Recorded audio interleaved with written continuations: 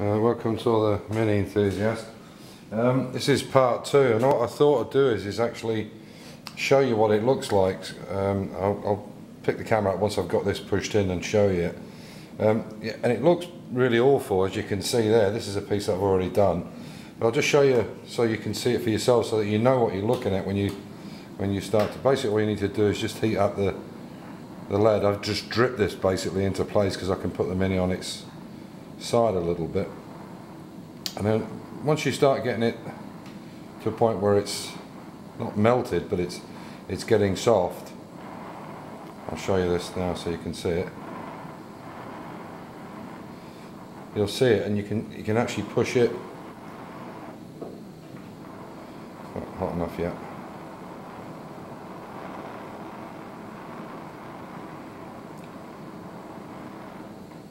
It's a little bit of time to get some heat into it. It's cold.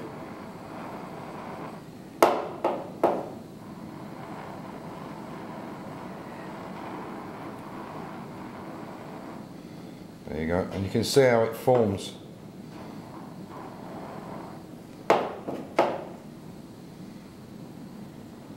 And I can push it right in to the edge. And it just moves like butter. Any excess just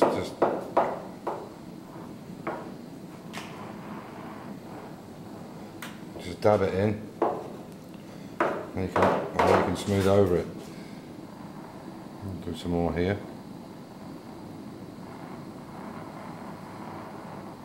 It is much easier if you can work with gravity, because obviously when you're doing it vertically, you have to be a bit more careful with the heat, because if it runs too much, it will run off. And you can see how it goes like butter. I can just dab it in, and obviously the more heat I put on the top, the more it'll just flow like mercury almost. But you push it right into and you don't have to worry about making it too smooth. You can. The nice thing about lead is it's a lot easier than steel to take off again afterwards, and you can see it's very easy to manipulate it. It really is just a matter of using the heat. You know, just take it away and bring it on, and then just you'll see it goes like putty almost. Once this is cold, it's just part of the metal, and the great thing about lead, obviously, it'll never rust, unlike the metal underneath it. The lead will be there, 1,000 years after the car's gone. As I say, you can see now there's a little gap, so I can heat this up, and I can just push it right into the gap. It's lovely to work with. It really is. It's a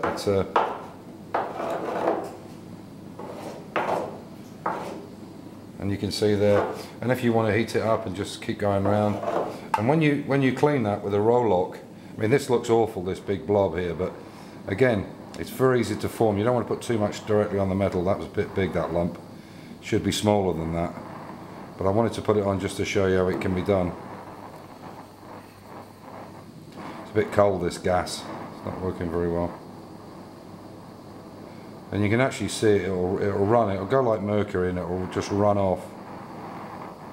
But what you want basically is to make it pliable. So I wouldn't normally put a lump on this big, but I want to show what's possible to do. So you can see there, I can already manipulate that. Like a big lump of dough. That was no bakers out there. So you can see there, I can manipulate that quite well once I got that heat into it.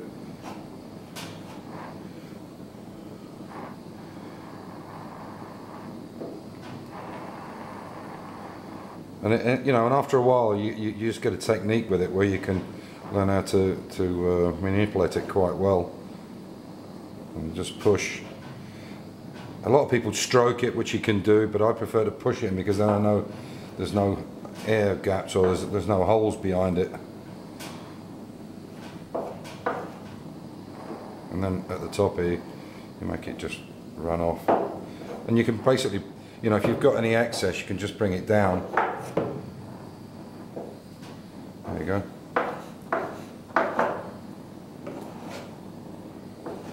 But making it flat is really not important. It's better to have more than it is less. Anyway, I'll pick the gun up so you can see what I'm doing there. So, yes. So, as I say, that's how you do it. And, you know, it looks horrible. This is just a demonstration, and the big block, you're better off with smaller bits because it'll form easier. But put more in it than you actually need, otherwise it will, you'll have to go back again, and it's a lot of work to do that. You can see there I've done that